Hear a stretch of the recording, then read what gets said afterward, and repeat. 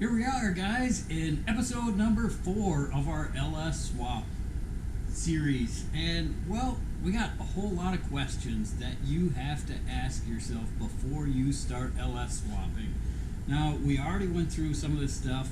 In series number 2, we have tons of answers and questions on how you differentiate and tell some of these things apart. Now we're going to jump right into trying to see what motor is right for you. Well, that all depends on tons of things, and I put together a list right here of the top 10 things, not to be confused with the top 9 things. What are you going to put this in? Very important question. A lot of people just like, well, I want to build an LS motor and then I'll find something. Find the car or the truck first. Don't build the motor before you get a car for it.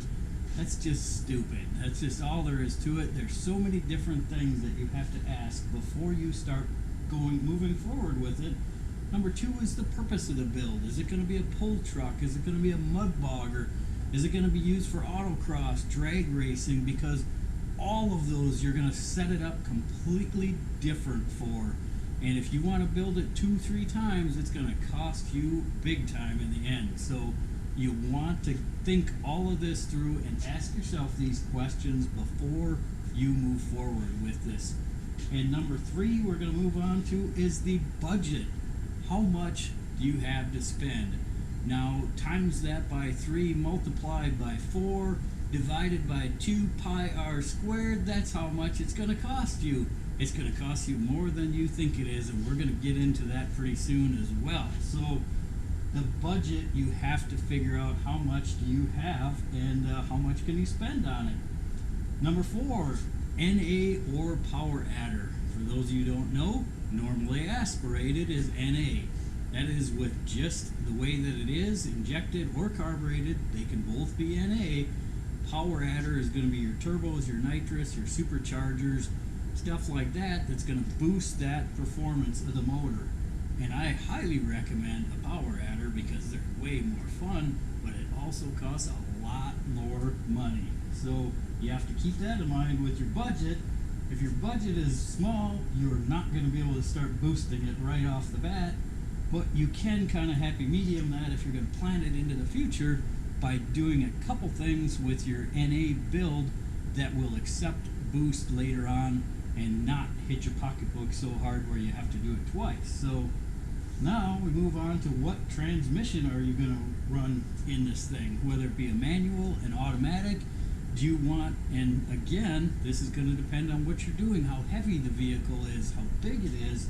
You're going to want to know whether you're going to do manual, automatic, 8-speed, 10-speed, 6-speed, whatever.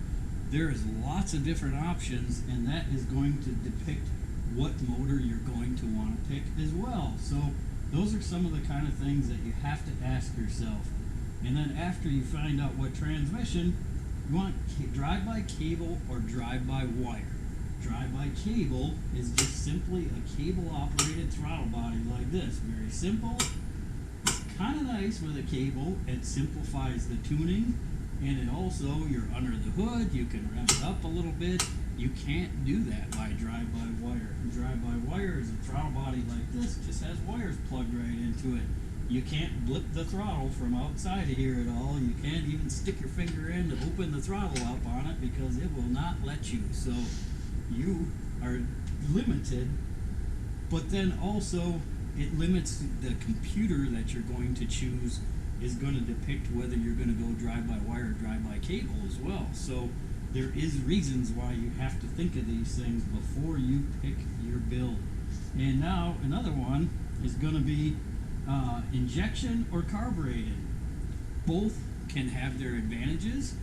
Carbureted can be cheaper to build a carbureted, and you eliminate a lot of the tuning as well. That way you can just, a lot of people, I really don't understand this whole concept of the carburetor, but I definitely do see a purpose behind it sometimes. So you kind of get rid of a lot of the technology that these things have that make them so great by adding a carburetor onto it. You take that technology out of it and you put this old archaic thing on it. It can make it work, but it cannot be the most cost-effective thing all the time. So there's a lot of advantages, a lot of disadvantages of it as well.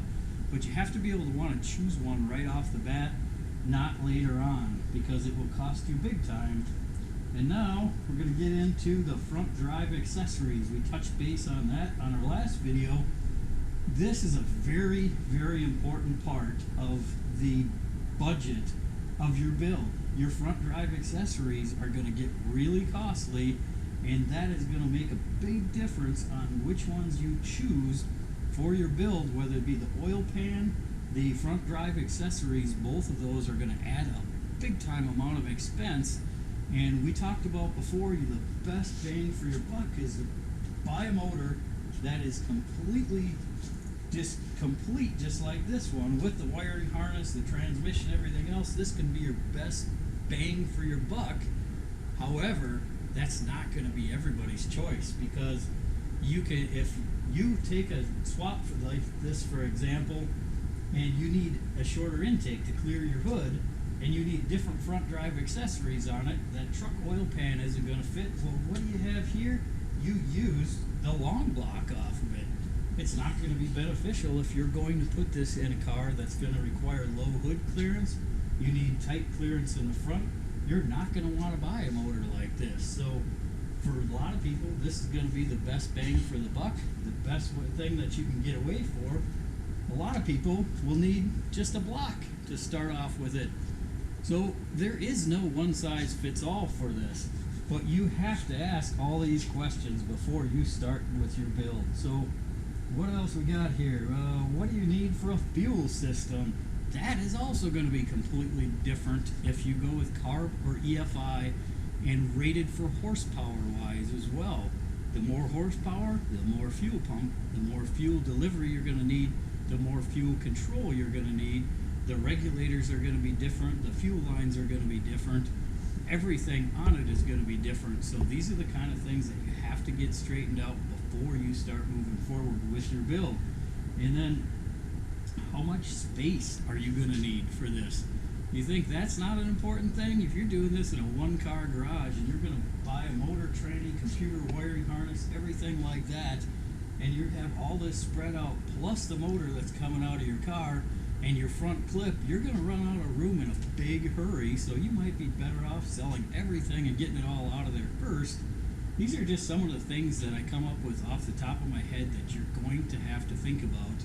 And then we're going to get into some of the common problems that you're going to look for on some of these motors when you find them used, because there is not a lot of honest people out there selling things. It is just crazy. I can't even tell you how many of these motors that I have that supposedly they all ran and drove, and I got it from a guy that he said it ran when I bought it, so I'm calling it good.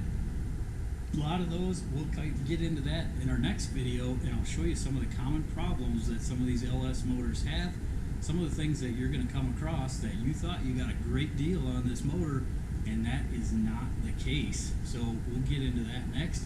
Hope you guys like what you saw. Don't forget to comment, like, and don't forget to hit that bell icon. We got another couple good videos coming up, and we'll get in more in-depth into these things coming up next. Thanks a lot, guys.